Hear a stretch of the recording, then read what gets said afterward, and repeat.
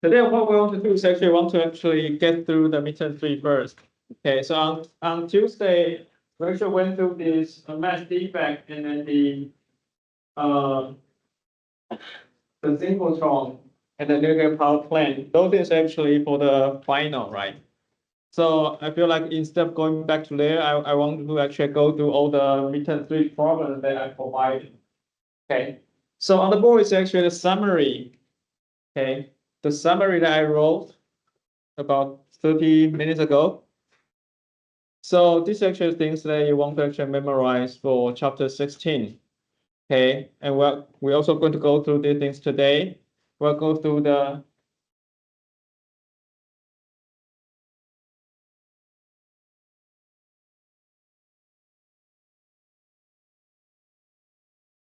so we're going to go through this major concept first. Then we're going to try to finish every single question that we have in the midterm 3 hangout. Okay, so I don't know whether I can actually make it finish or not today, but I hope we will. Okay, so if we may need to go over time a little bit, but if you need to go, feel free to go. But I want to actually make this complete so I can upload to the channel so that everybody can actually watch during the weekend. All right. Any questions before we get started?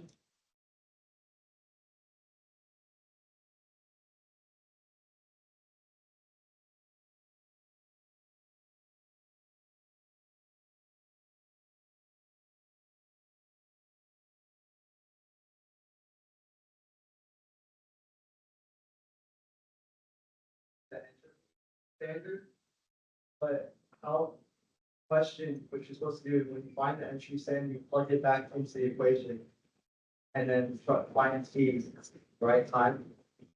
But I don't understand how you can do that if one of them is entropy standard and then the other one in the equation is just entropy. Aren't they different? Like they are different. Yeah. But from your description, it's hard for me to actually picture what the question is actually really like. So the better way is actually you send me the screenshot of the questions. They actually go through those things. I can actually post those things on the channels so everybody can see how to address those questions. All right. Okay. Any other questions? Okay. So if not, let's go through the important things that you should know by now. Okay. So starting from chapter 16. Chapter 16 is talking about the entropy. Then we start to talk about Gibbs free energy, right? And use the delta G to predict whether a reaction is going to happen spontaneous or not. Yeah, because the question we haven't completed last time belongs to the final. We still have 2 more lectures next week, so I would rather to go through the midterm 3 first. Okay. And where am I? Okay, entropy, right? And then one thing that you actually learn to do to use your delta G is actually to know when is the delta G value you can use to predict whether a reaction is going to happen spontaneously or not. Every time we say it happens spontaneously, meaning if you're actually talking about a reaction, it's always going to the product side. Okay, so those are the basic things you should know. But first thing first, okay, in the beginning of this chapter 16,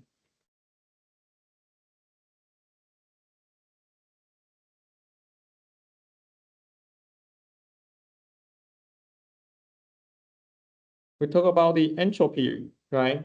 So the basic idea is actually if I give you a bunch of molecules, okay, the phases matters, okay.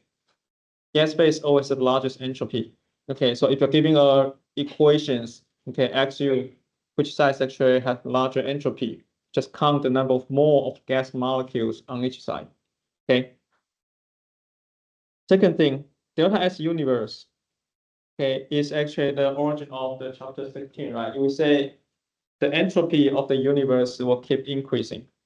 Okay, and whatever process that can actually increase your delta S universe, the process will be spontaneous.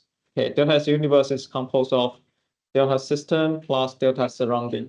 Okay, but you can actually replace your delta surrounding using this delta H, negative delta H over T, right? The negative sign is because The delta H is actually coming from your system. When it goes to the surrounding, you actually flip the sign. Okay. And then multiply negative K on both sides, you end up with these equations, which later on give you the delta G, right? Delta G is basically the same as negative T as delta S surrounding. Okay. And then we come to this very useful equations. Okay. I believe this equation is equivalent to your question. Okay. So when you're trying to actually calculate your delta G, okay, using a delta S naught or delta H naught, okay, if you want to calculate the delta G at different temperature, let's go to equation. Okay, the reason this T is important is because it actually allows you to actually compute your delta G at different temperature. Okay, so even though you still use the standard delta G, delta H naught, delta S naught, okay, but it allows you to actually have that temperature to tune the delta G. Okay, so you can think about it. If lecture makes sense to you, then you should be able to actually solve your question number 2. All right.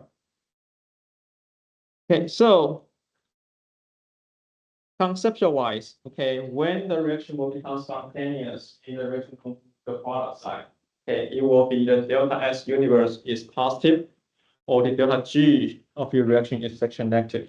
So these things actually, you need to actually make sure you don't mess up with the sign, okay? Delta G naught can be related to the equilibrium constant K through this equation, okay? Delta G naught equals negative RT natural K, okay? And then if you have that concept, then you will be able to see that if your K is less than 1, meaning your natural log term will be negative, that will actually give you a positive delta G naught. Okay, if your K equals to 1, the natural log term becomes 0. So your delta G naught becomes 0. Okay. Similarly, if your K is larger than 1, then your natural log K will be actually a positive term. Okay, and therefore they will actually give you a negative delta G naught. Okay. So this is actually talking about the equilibrium conditions, right? But most of the time, you will not actually have equilibrium condition. Okay, if you see a question giving you a bunch of information of the concentration, the pressure of all your reactant and your product, there's actually indication the question is actually providing information on your Q. Okay, and if you want to actually connect your Q with your free energy, then this is actually the only go-to equation you use. Delta G is only equals to delta G naught plus RT natural log Q. Okay. So from this equation, you can also know that if your delta G naught is positive, that means your Q will be larger than your K because your delta G naught term had the negative sign. Okay, so if your delta G is actually positive, that means your second term is actually larger. That means actually your Q is actually larger.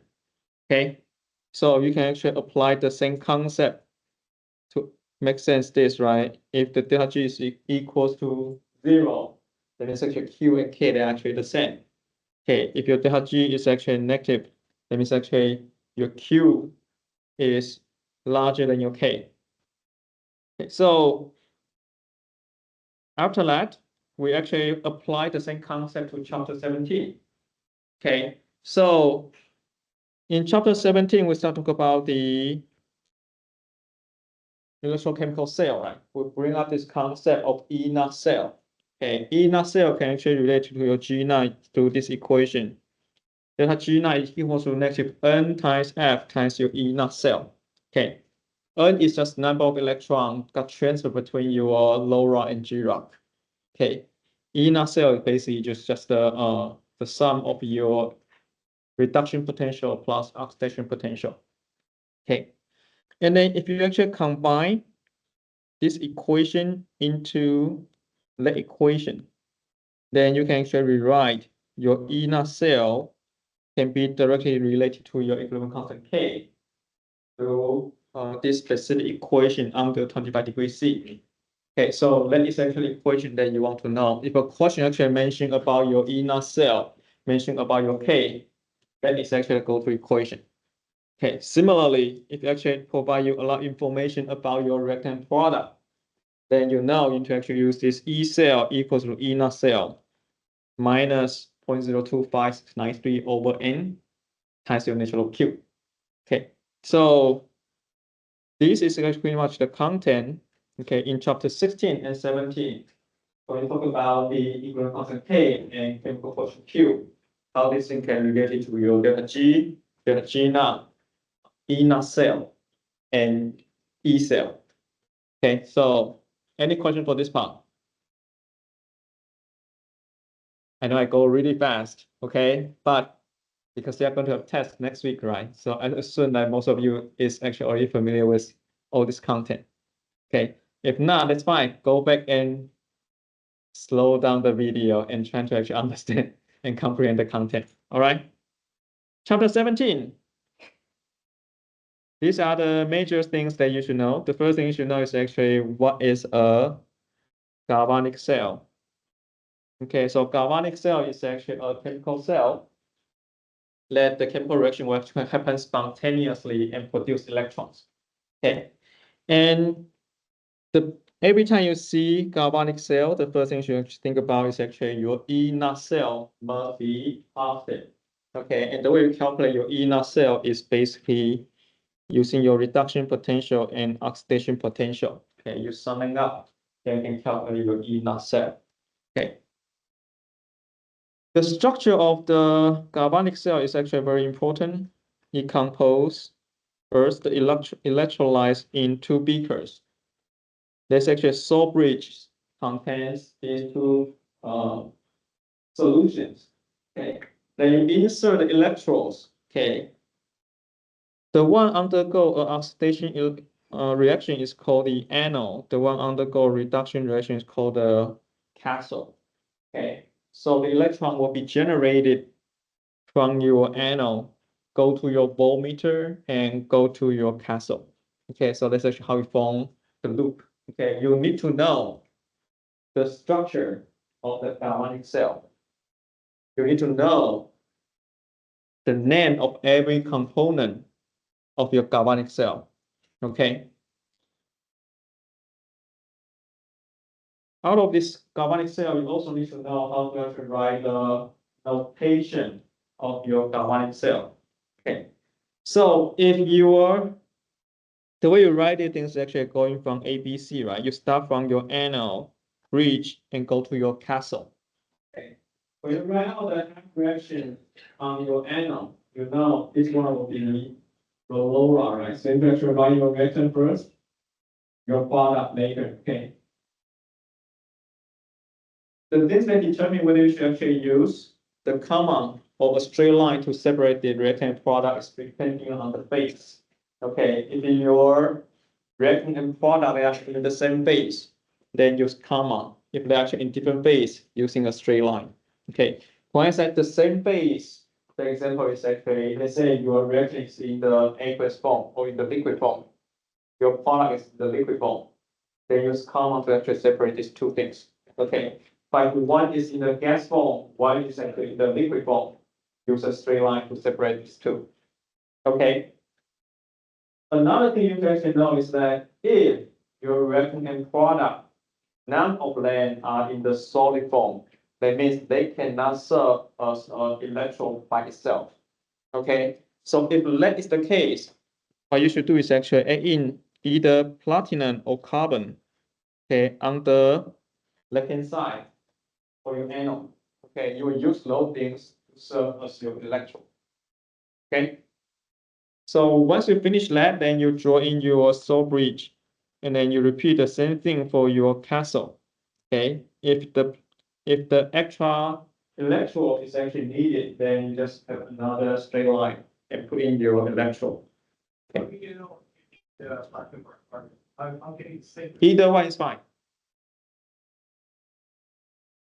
If there's actually no solid in your reactant or product, okay, that means actually this guy and that guy, if they're actually both liquid gas, okay, they cannot serve as an electrode itself.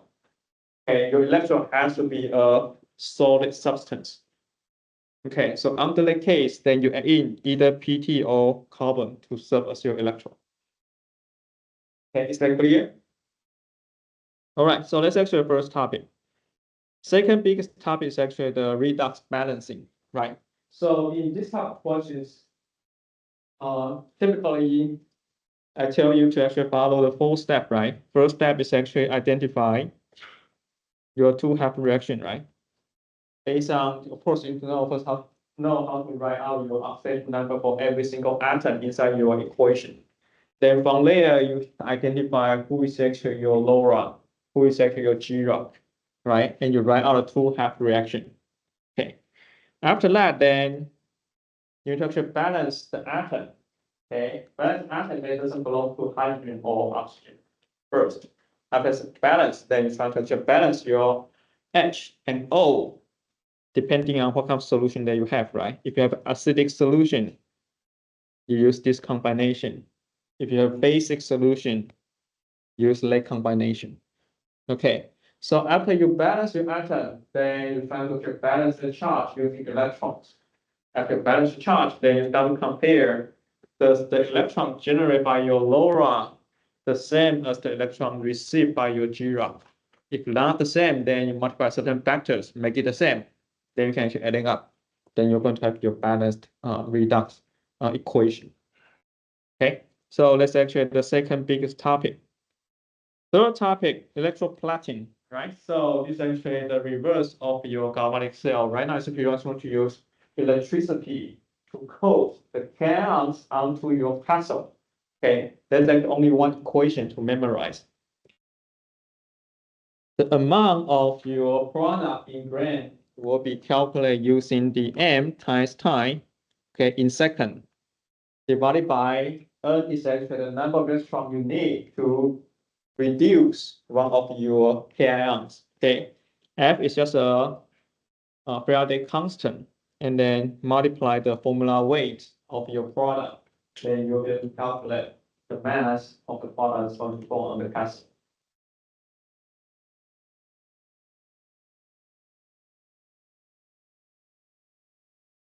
They also give you. Told you how many electrons transferred. They're asking for the charge. We know the Faraday is constant. But they also give you number of moles. Like what if it was 0.5 moles of this substance? You don't use all the information.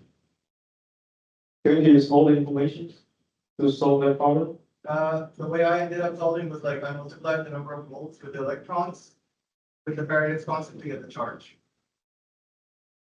So I had to multiply the moles with the electrons. Yes. Okay. So send me the screenshot of that. Okay. Let me explain the features on Teams. Okay. All right. So the very last part for chapter 17 is actually to talk about the electrolysis. Okay. So what it does is actually give you a solution. Okay. The solution can be actually the Newton salt or mixed Newton salt or Newton salt with aqueous solution, Newton salt aqueous solution. Okay, and it's going to ask you which one is going to flow on the cathode, which one is going to flow on the anode. What is actually minimum voltage you will need to do, you to have to make the things to happen, right? So the basic idea is actually for this type of question, you should know that the cation has to go to your cathode, undergo a G-Rock. Anion is going to go to your anode, undergo the LoRa.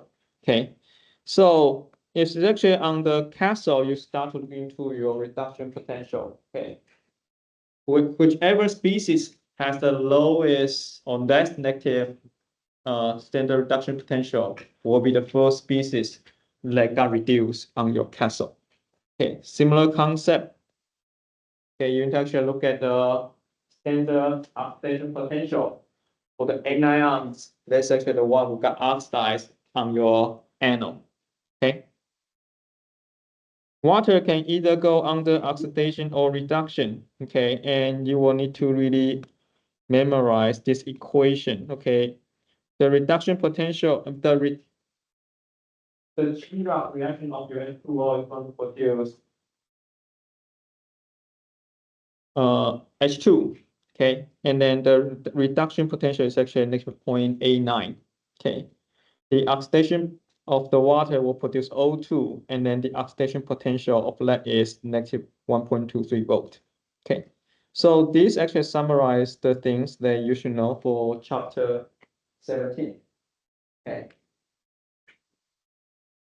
Any questions? No, then 18. 18 is actually all about the atomic symbol, right? So you should know how to actually write an atomic symbol. Okay. Typically you have this form where X is actually the latest symbol. Z is actually your proton number. A is actually your mass number. You can calculate your neutron number by using A subtract with your Z, okay? And then a few particles that you should know what it means, okay? Electrons and beta particles, they are actually the same, right? It's actually have the symbol E, okay, carry -1 charge, but doesn't have mass, okay? Positron looks basically identical to your electrons. The only thing that's different is actually it carries +1 charge. Okay. Alpha particle is your helium. Okay. Photon number 2, mass number 4. Gamma particle, okay, is actually a high energy radiation. It's actually coming from the combination of your electron and the positron. Electron and positron that give you 2 gamma radiation. Okay. If you have 1 electron and 1 positron, when they actually combine, they produce 2 gamma radiation. Okay. And the electron we're talking about is actually not a random electron we say that's surrounded by the nucleus, but the inner electrons. Okay. Generated from your nucleons. Okay. But it doesn't matter that much. The things that's important here is this. Okay, the nuclear equation. If you start from your X, defining X and T, okay, if you look into your photon number, okay, the left and right has to be the same. The mass number has to be the same. Okay, I want to give you some examples so that you can have a better idea what you should actually write. For example, if today I say, this part I feel like many people actually doesn't get it yet, okay, but you need to. If today I say there's actually a atom, okay, TH 9234 is undergo a beta decay. Okay, equation wise, it will look like this. So this guy undergo a beta decay. You should know that the beta decay means actually you're going to have a beta particle, right? So that's actually electron. Okay. When one thing undergo a beta decay, it's going to produce 1 electron on the product side. Okay, you need to make sure that you know everything. Every time you see a sentence say certain particles undergo a beta decay, equation wise, that's actually what it means. You need to actually put your electrons on the right hand side, on the product side. Okay, so once you do this, then you need to actually apply the knowledge of these nuclear equations, right? The proton number need to be consistent. Here you have 90, here you have -1. That means the proton number of your new atom is called the proton number of 91. Okay? And then mass number is actually 234. That is 0. Therefore, you know you must have 234. Okay? So after that, then you start looking for the atoms that have the proton number of 91. 91, where's 91? This guy, right? 91. So you should put PA over there. Then you're going to get the correct species. So this will be actually the new atom. Then you have to go into the, then you have to provide an answer, okay, to that specific statement. Is that clear? Everybody follow this? It's very important. We're going to do some more practice today, okay? Second, if I say some particles actually undergo a alpha decay, right? You see this decay means actually things going to form on the product side, right? And then you should know that that is your alpha particle, right? Helium-24 is actually your particle. Now, you can actually start to write out your proton number, right? 92, 2. Therefore, this must be 90. Okay. 238, 4. This should be 234. Okay. So, proton number 90 will be your pH. Okay. So, this is the second example. Any questions so far? No? Okay, two more.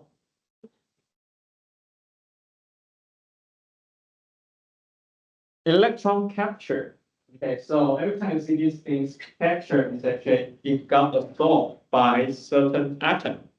Okay, so if I say let's actually atom undergo an electron capture, that means actually the atom is going to attain one electron.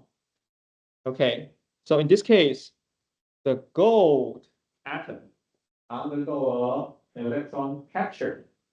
Then this should be actually the things you write out on the paper.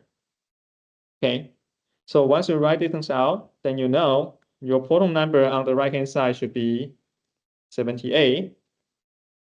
The mass number should be 195. Okay, so what's 78?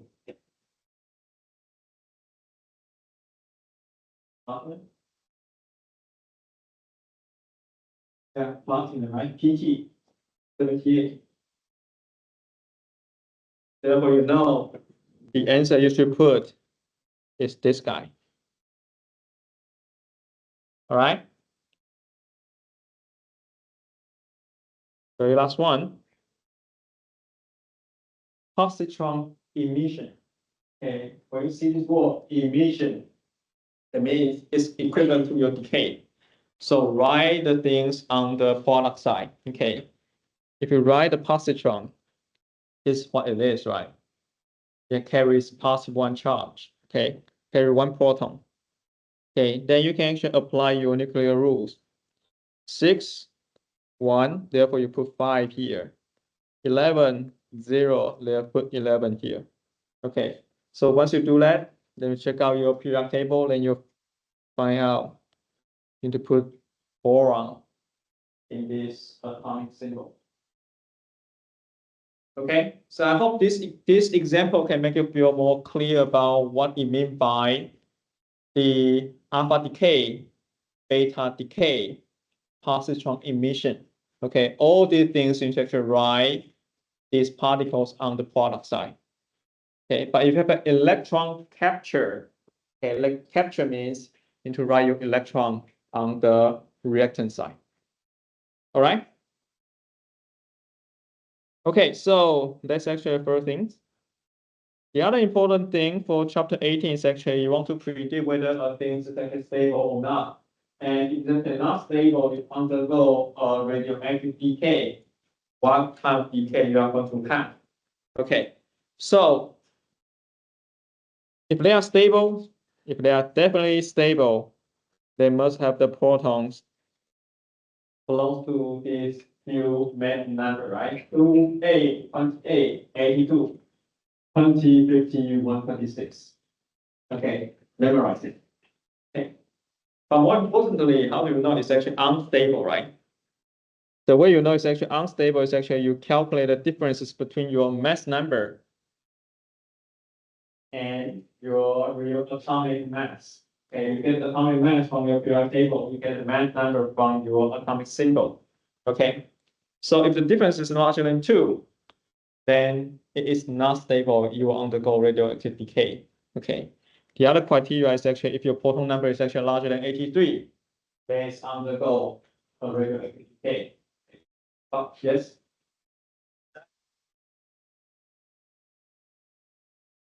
Which one?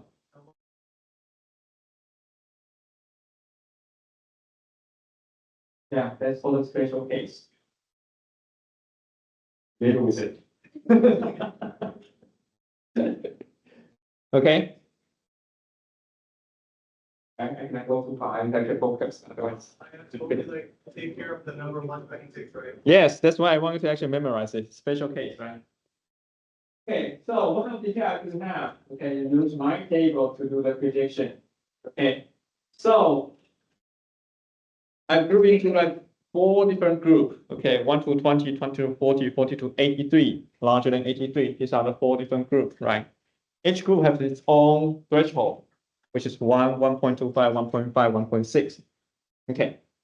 So if you calculate your neutron to proton ratio, okay, if it's actually larger than the threshold, then you're going to have the atoms can undergo a beta decay, meaning you're going to produce electron on the product side. Okay. But if it's just smaller than the threshold, then you can either have the positron emission, okay, meaning you produce 1 positron on the product side, or you can have a electron capture, meaning you're going to get 1 electrons on the reactant side. Now it's either or.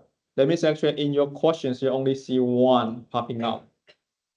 Okay, so it's either positron emission or electron capture. Okay.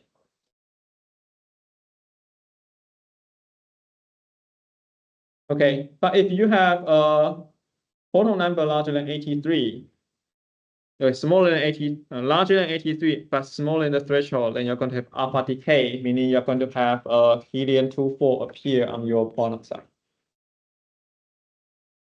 And not, yes.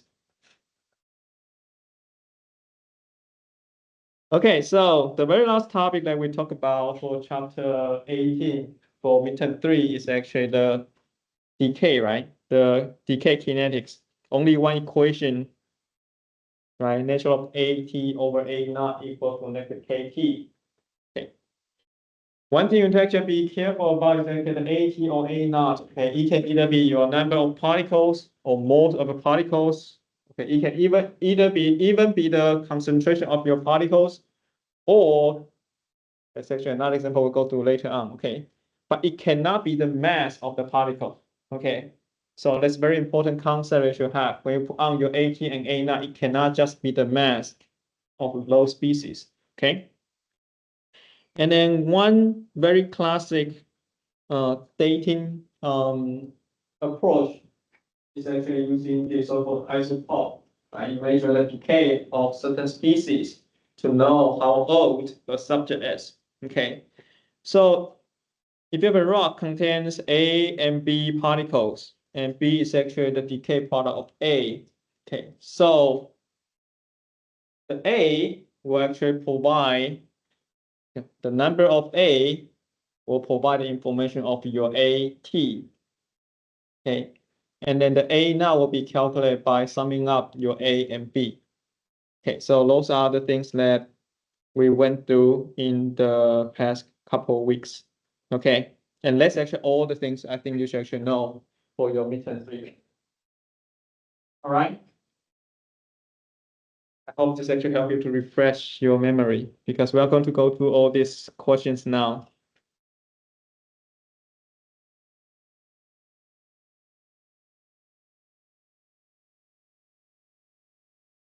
Question number 1. The figure below represents the spontaneous reaction of H2 with O2. Okay, so the H2 is actually the shaded, O2 is actually the unshaded, to produce gas H2O.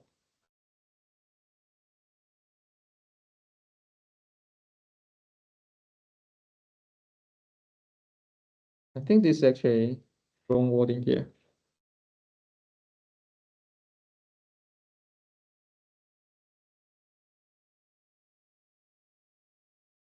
Oh, I know, okay, sorry. I'm a little messed up here. So this question, you actually give you these 2 things, okay? And then if you look at this 2,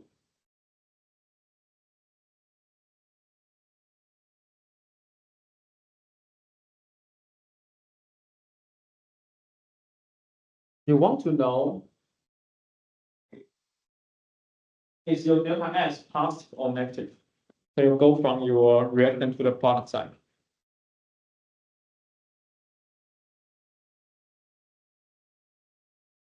So how do you count? Is the delta S positive or negative when you go from the left to the right? How do you know it's actually negative?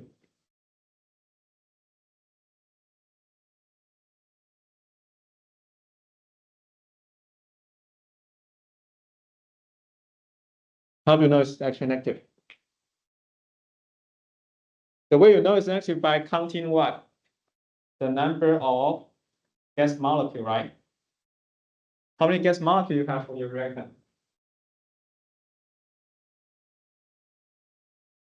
8, right? How many for your product? So your delta S is negative, right? It becomes smaller, right? Okay, but this question tells you this is actually what? Spontaneous reaction, okay? What does it mean? Every time you see spontaneous reaction, you should actually think of your delta what? Delta G. Delta G is negative, okay? And then you know your delta G is delta H minus T delta S, right? Because you know your delta S is negative, right? So let me say your second term will be yes. So this term will be positive, right? So you also know what? You also know your delta G is negative, right? You know your delta G is negative. Then what is actually the sign of your delta H?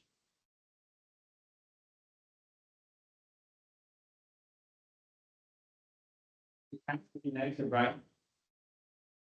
Does everybody follow this logic thinking? Okay. So once you figure this out, it's going to ask you, okay, under what conditions it is not going to be spontaneous? Okay, so under what conditions these things won't become spontaneous?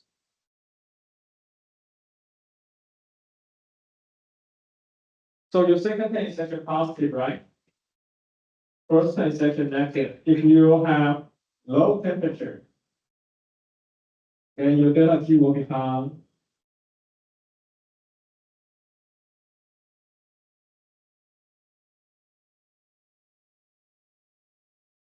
through this. Okay.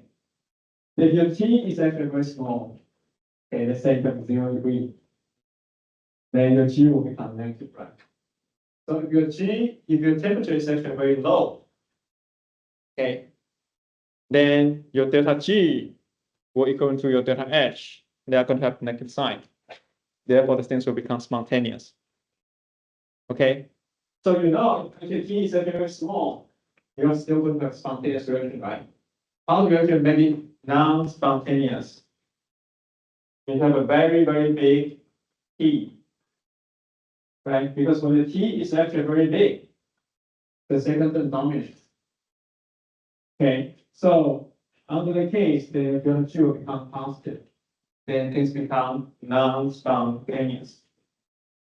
Okay, so that is actually things that's trying to test you, right? It tells you it is non-spontaneous at high temperature, but it will be spontaneous at low temperature. Okay.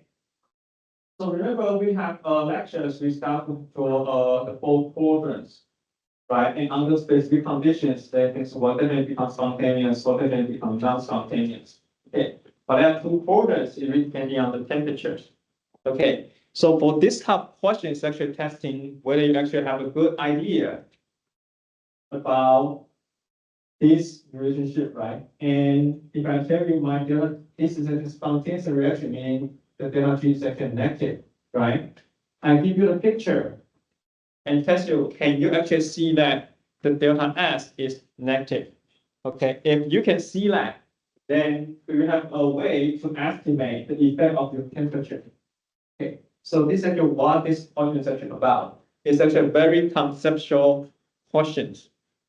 Okay, so you have to get yourself familiar with all this thinking. Okay, so the effect of temperature is something that's important that you must know. Yes.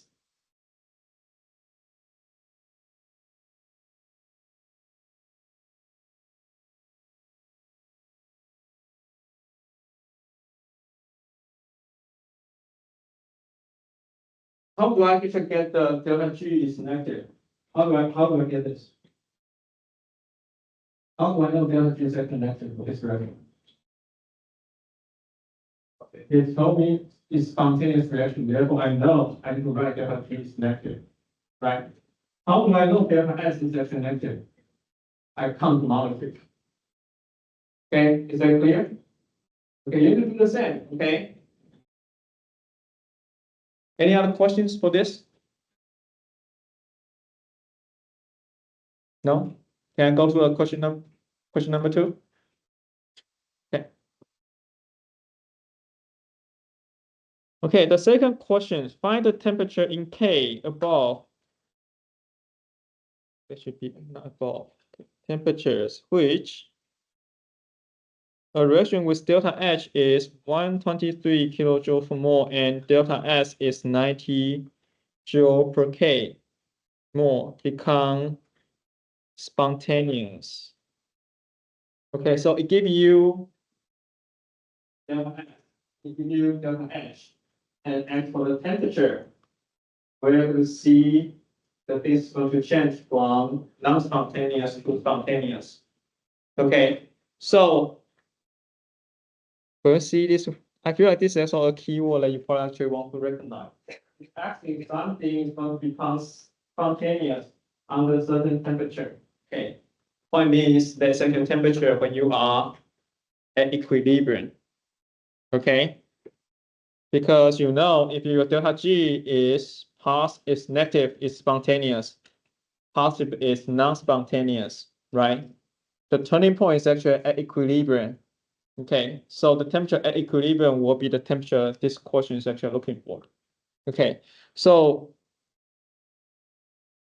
temperature at equilibrium. Okay, since you know it's temperature at equilibrium, okay, delta G at equilibrium, you should have a clear idea that at equilibrium, delta G is going to equals to 0, and delta G is composed of delta H minus T delta S, right?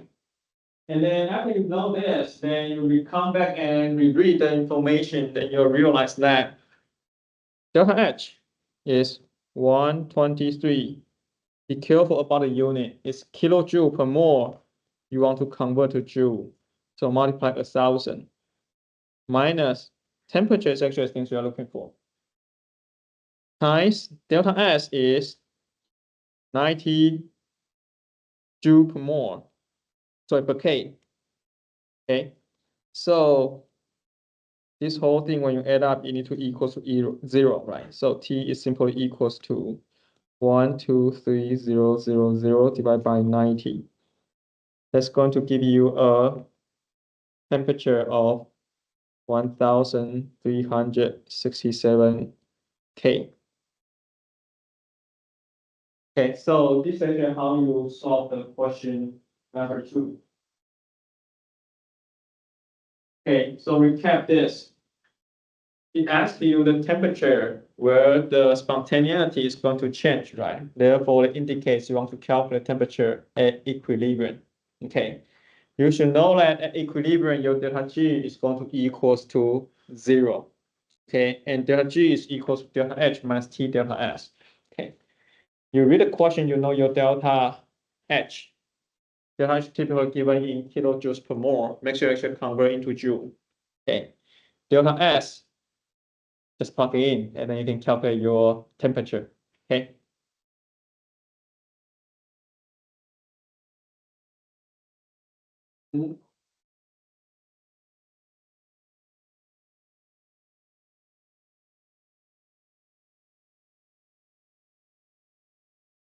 What give you the right to think so? Have like payments. No, so delta G is actually always the ultimate Decider. parameters to decide everything. Okay, so you cannot just say, okay, if my delta G is negative, then you can check on the other side. There's no such thing. Any other questions? Okay, so if not, let's look at the question number 3. Okay, which of following has a positive value of delta S? This actually is very simple, right? So again, it's actually equation. It gives you this PB solid plus Cl2G become PbCl2 solid. Which side has larger entropy?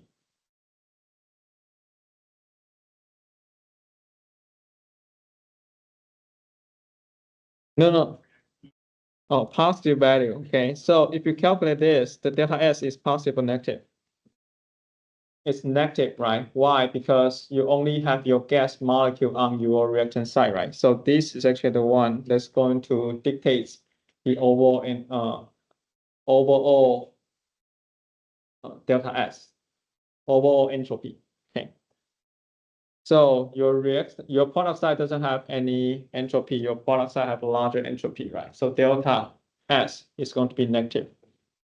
For the second one, you have 5 mole of gas on your product side, 4 mole on the 4 mole on the product side, 5 mole on your reactant side. Therefore, your delta S is also negative. Okay.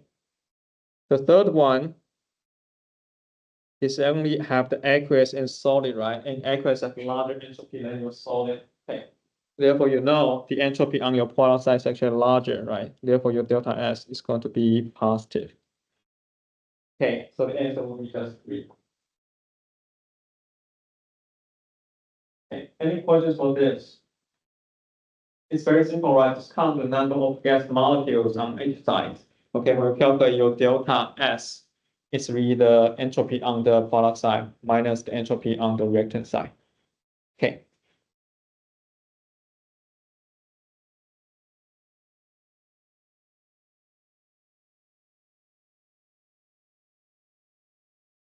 Okay, next questions.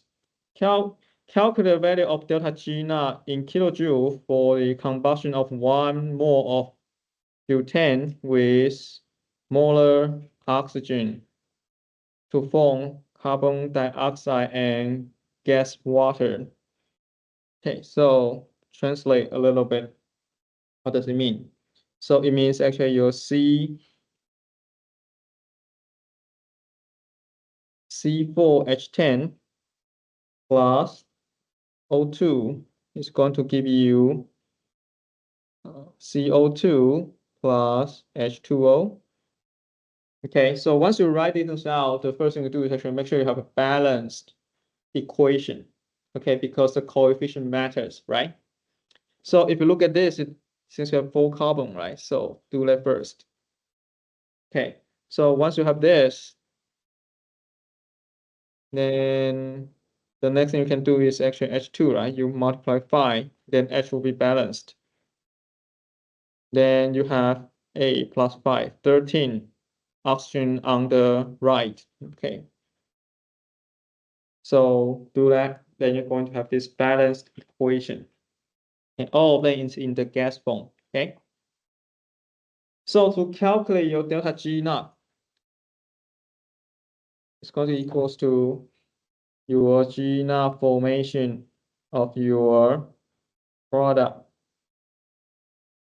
minus your G naught formation of your reactant, right? Of course, you want to actually taking care of your coefficient. Okay, so C1, C2, okay. So from the product side, you have CO2 and H2O. And then you look into this, delta G naught formation of your CO2 is negative 399, H2O is negative 225, right? So what you do is actually 4 times your negative 399 plus 5 times your -225. So let's actually the G0 formation of your product, okay, minus the G0 formation of your reactant. Okay, so for the C4H10 is -16, right? And the coefficient is actually 1. Okay, plus the delta G0 formation of your O2. Okay, so you will realize that there's actually no value for your O2, right? By implying to you is actually the G0 formation of O2 is actually 0. Okay, so for this single atom molecules exist in their natural form, the delta G0 formation is always going to equal to 0. Okay, but if you don't know that, that is 22, because if it doesn't provide the delta G0 formation here, okay, it actually tells you it's 0. Okay, that's what it implies. Okay, that means actually this second term for your reactant equals to 0. Okay. So if you do these calculations, you will be able to get a value of -2705. This will have unit of joules per mole. Okay. But these questions want to actually calculate in kilojoule. Okay, so will be 2.705 kilojoules per mole. Okay, so let's actually how you solve the question number 4. I guess it's actually not difficult. It's just like to know how you basically the concept of calculation the delta G naught, similar to how you calculate your delta H naught and delta S naught. Okay. Question number 5. The equilibrium constant for a reaction is certain number at 25 degrees C. What is the value of delta G naught at this temperature? Okay, so delta G naught is actually a keyword. Equilibrium constant is actually another, right? So the only equation that connect these two is that delta G naught is equals to -RT natural log K. Okay, so it tells you your K is equals to 0.35. Temperature 25 degrees C is 298 K, right? So you just plug all these in. Okay, so delta G naught equals to -R. What's R you should use? Yeah, make sure you know it's 8.314. T is 298. Natural log K is 0.35. Okay, once you do the calculation, then you will be able to get your delta G now has a value of 2601 joule. Okay, which equals to 2.6 kilojoules per mole. Okay, so it's actually very straightforward, right? It's really testing whether you know the relationship between your delta G naught and K. Okay, so nothing special. Okay, so those are the 5 questions for the chapter 16. Okay, any questions so far? If not, then 17. Consider a voltaic cell based on the half reactions. Identify the cathode and give the cell voltage under standard condition. Okay, what's the keyword here?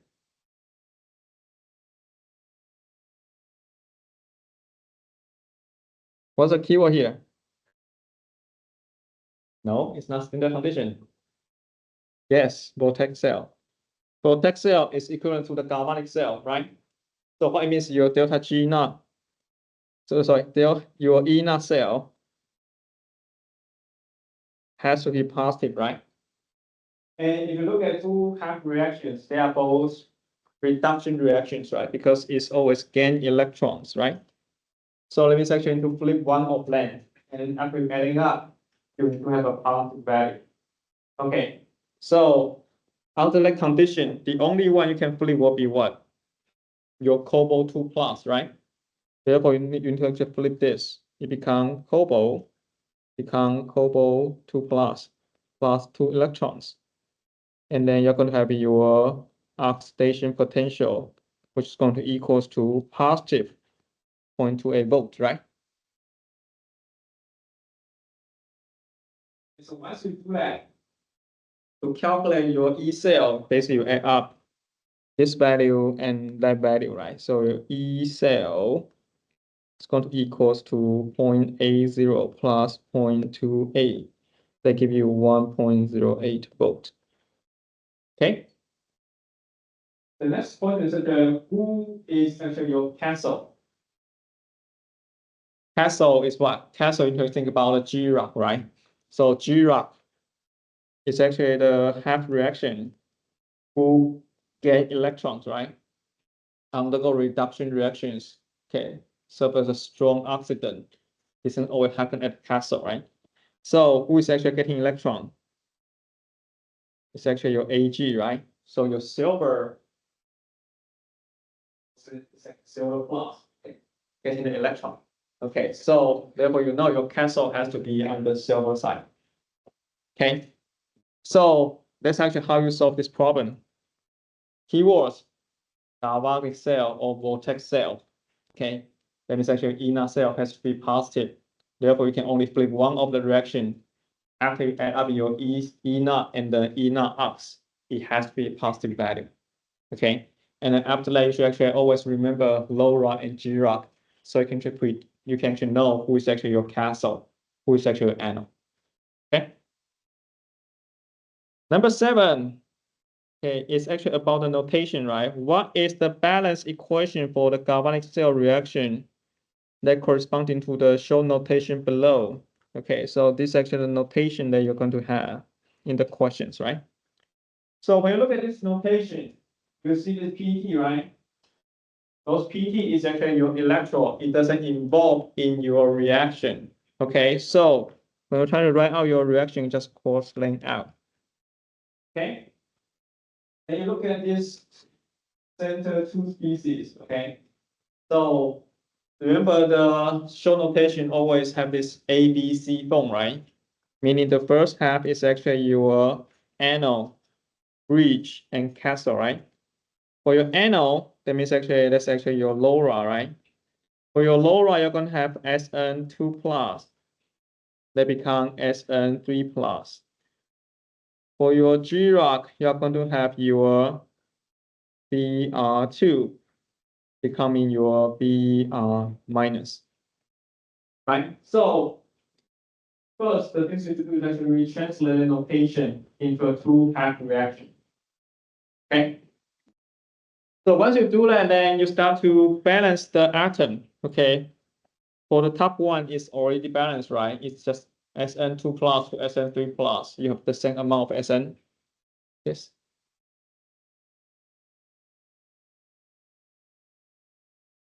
Oh, sorry, SN4 plus.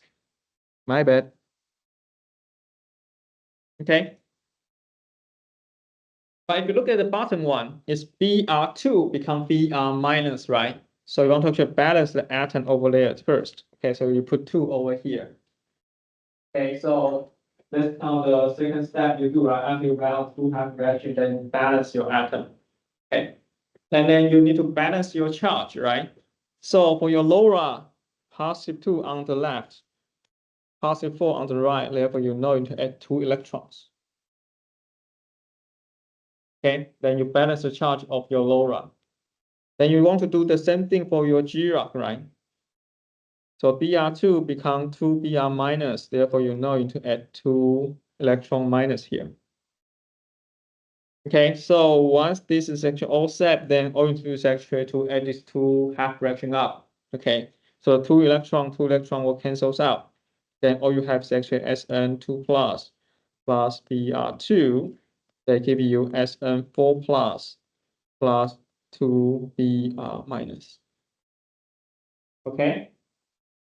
So this portion is actually relatively easy because the electron got produced by your LoRa is actually the same as the electron got accepted by your G-rock. Okay, so this is actually a simple case, but things can get more complicated, right?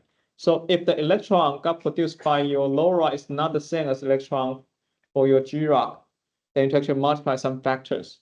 Okay, if that happens, then you're going to see the coefficient change in front of all your species that you have here. Okay. So let's actually how you solve question number 7. Are we good? Question number 8. The standard cell potential for a dry cell battery is 1.56 volt. What is actually the standard free energy change for this specific cell? What is actually the keyword?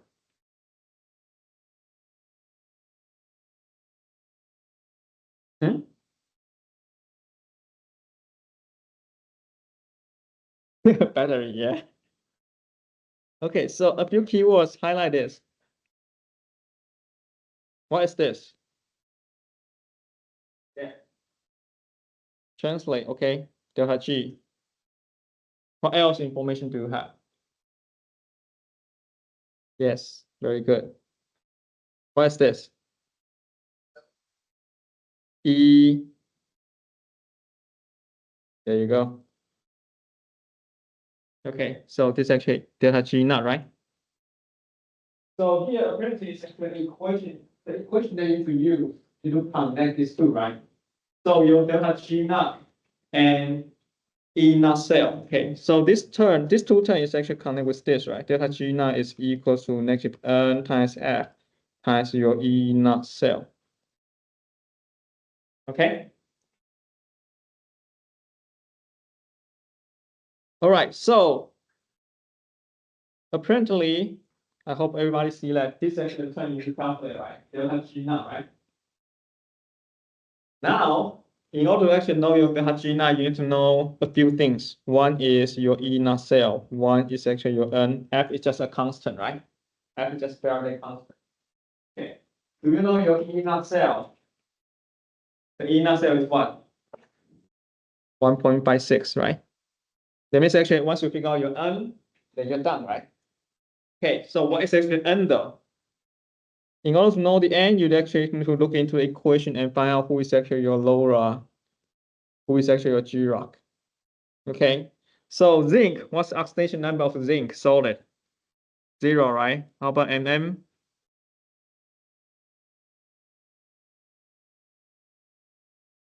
4 plus. Okay, you need to get faster, okay?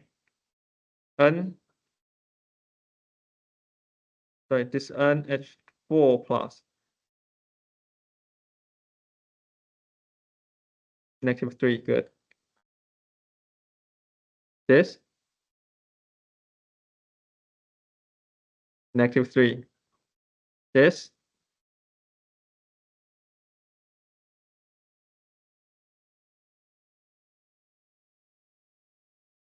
+3, right?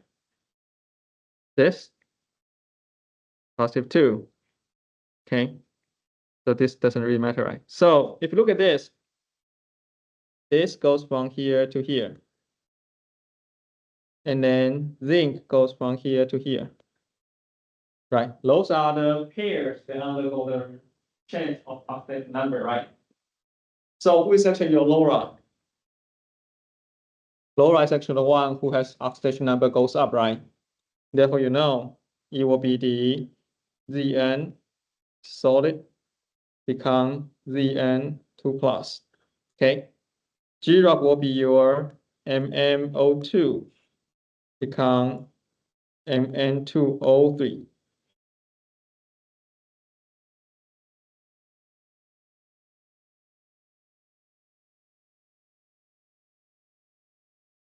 Okay, so now you can determine the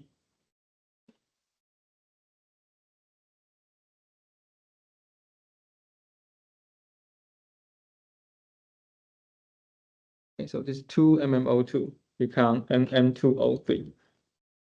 Okay. So on the top is already +2, right? So you know to balance it, you add in 2 electrons. Okay, at the bottom, we know originally you have +4. This become +3, right? you have two of land. Therefore, there's also this is actually one electron. Actually, going from +4 to +3, there's actually one electron reduction, but because of two, therefore this is also two electron transfer. Okay. So if you look at these two, then you realize that it's actually LoRa giving out two electrons. Your GRA is going to consume two electrons. Therefore, the number of electron got transferred is actually two, right? Therefore, you put two for your N. Okay, so this one will tells you the N equals two. Okay, so once you do that, okay, your F is 96458. Okay, once you do that calculation, you're going to get your delta G now is going to equals to 300.95 joule. Okay, but you want to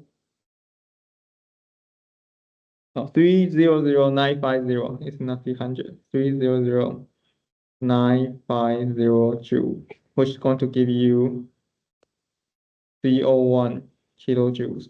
Okay, so that will be actually the answer. Okay. So that's how you do the question number 8.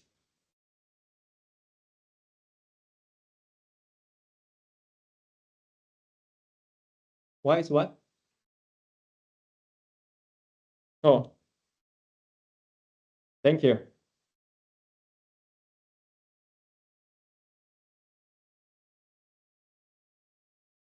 Okay, so let's question number 8.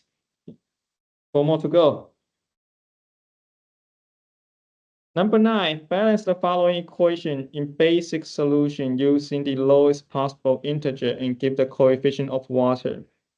Okay, so keyword basic solution, coefficient of water. Okay. Since it's actually a basic solution, right? If you are missing H, you use H2O. You're missing O, you use 2 equivalent of OH minus. Okay.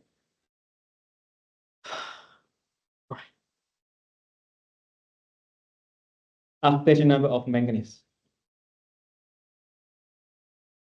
Plus 7, good. Br minus, -1. MMO2, plus 4. BrO3 minus.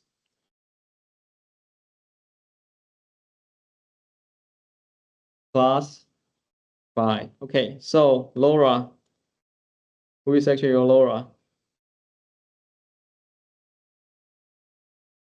Right, so Br minus becoming BrO3 minus. GROC, MMO4 minus becoming MMO2. Okay, so that's first step, right? Second step, balance the atom. Br is the same. Oxygen is actually the one that's missing, right? So you have 3 oxygen on the right. Therefore, to add in what? Add in your OH minus, right? How many OH minus? 6. Okay, so 6 OH minus. Okay, then you need to actually balance your H, right? How many water into add in? 3 H2O, right? Then the LoRa will be balanced. Okay, look at the bottom. Manganese is balanced, right? You have 2 extra oxygen on the left. Therefore, into add in 4 OH minus. Okay, and then add in 2 H2O on the left. Then your balance will 0.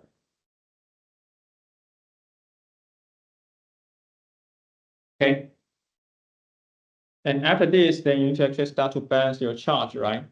So on the left for your LoRa, -6, -1, make it -7 on the left. On the right, you don't have -1, right? So to add in 6 electrons. Okay. Look at the bottom. On the left, it's actually -1. On the right, it's -4. Therefore, you may add in 3 electrons. Then the electrons will be balanced for both your lower and zero. All right. And then you want to make sure if the electron generated by your LoRa is the same as the electron got accepted by your G-Rock, right? So you know your LoRa generates 6, G-Rock only accept 3, right? Therefore, you want to multiply your G-Rock by 2 before you adding up. Okay. So once you do that, you're going to have 6 OH minus plus Br minus plus 4 H2O plus 2 MnO4 plus 6 electrons. That's going to produce BrO3 minus plus 3 H2O plus 6 electron plus 2. This is actually better, right? Under plus 2 MnO2 plus 8 OH minus. Okay, so once you have this, then you know 6 electrons will cancels out. 3 H2O cancel out with this, so you have 1 H2O remain. 6 OH minus, so this one become 2.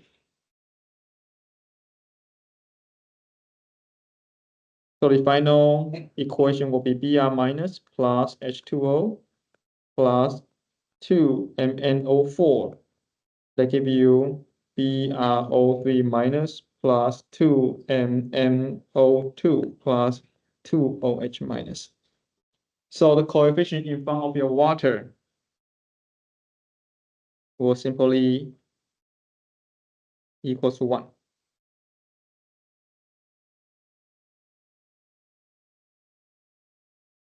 Okay. So that's how you solve question number 9. Any questions? No? Good. Number 10. How many grains of chromium metal can be played out when a constant current of Am is passing through an aqueous solution containing chromium 3 plus for 40 minutes? Okay, what is the keyword here? Yes, electroplating, right? Let it out is actually a keyword. Okay, so equation to use. Grain is going to equals to m times second divided by n times your Faraday constant times your molecular weight. Okay.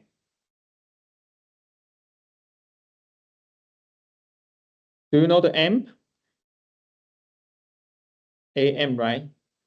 Do you know the time in second?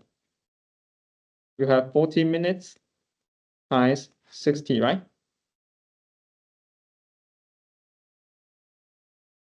Do you know number of electron got transferred? How do you know it's 3? Yeah, because it says 3 plus, right? So it's 3. Faraday constant.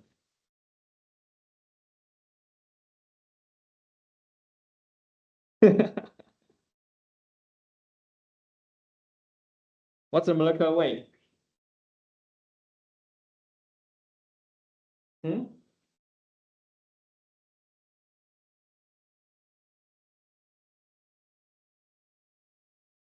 Molecular weight of what? What is actual molecular weight you should use? Yeah, what's the product?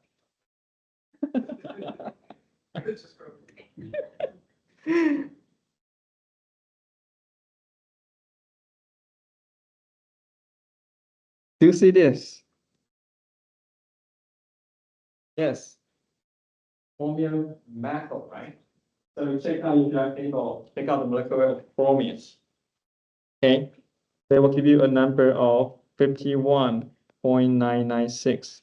Okay, so once you do the calculation, you're going to get a value of 3.45 grams.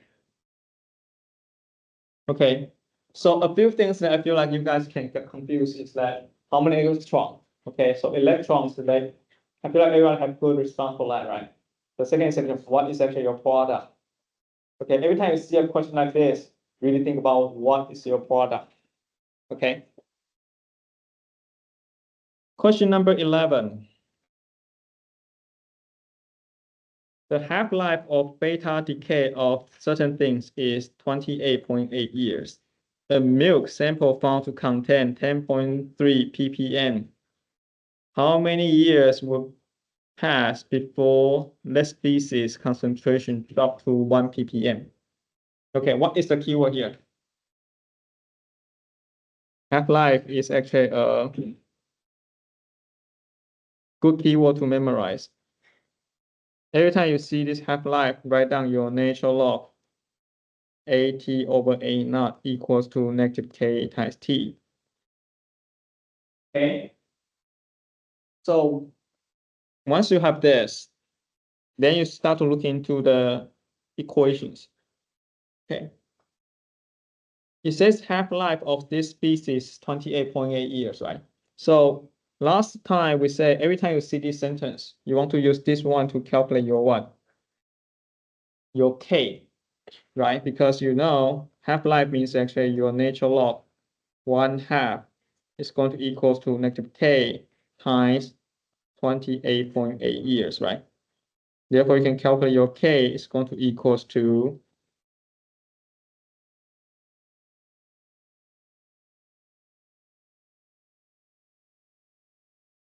0.0241 per year. Okay, so that's actually the first step you do, right? You get your K. Okay. But it says, how long will these things, how many years will pass, right? That means actually you want to know your T, okay? Right now you know your K already. That means actually, can you actually define your AT and A0? Right? So what is actually your AT based on the description?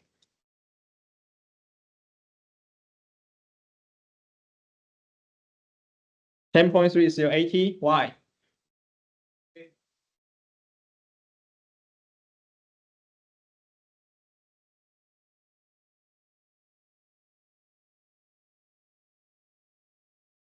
AT is current, right?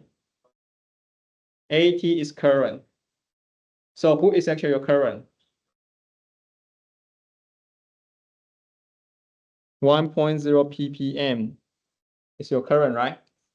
You start from 10.3 ppm. So let's say your A0, right? So all you need to do is just do this, natural log. 1 over 10.3 equals to negative 0.0241 times your T and solve for your T. When you do that, your T is going to equals to 96.8 years. Okay, so from the response, we can see that what is the confusing part? Distinguishing who is actually AT, who is actually A0, right? So what would be actually a good rule of thumb to predict who is actually AT, who is actually A0? Decay always from a large number to a small number. Right? So we look at this 10 and 1. Okay, even you don't have any knowledge about whatsoever, put 10 in front. Okay, so of course, if you have common sense, right? If you have good understanding of the decay process, okay, then you should tell, okay, you want to go to 1 ppm, right? So that will be actually your current. Okay, therefore you know the 10 will be actually where you started. Okay. Very last one. Okay. A freshly prepared sample, chromium 243, undergo 3312 disintegrations per second. After a certain time, the activity of the sample declined to 2755 per second. Asks you for the half-life, right? What are the keyword here? Half-life again, right? Therefore, you know, natural log AT over A0 equals to negative K times T.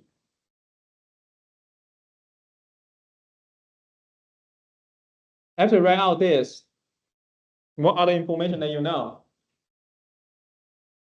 Okay, AT, A0, what else? Time, very good. Okay, time is the easy one, right? What's the time? 6 here, right? What's your AT? Good, 2755. A0 will be 3312. Okay. How do you know these things so quickly? Good. So can you see the things? I want you to pay attention to this, okay? The unit. Do you know what this means?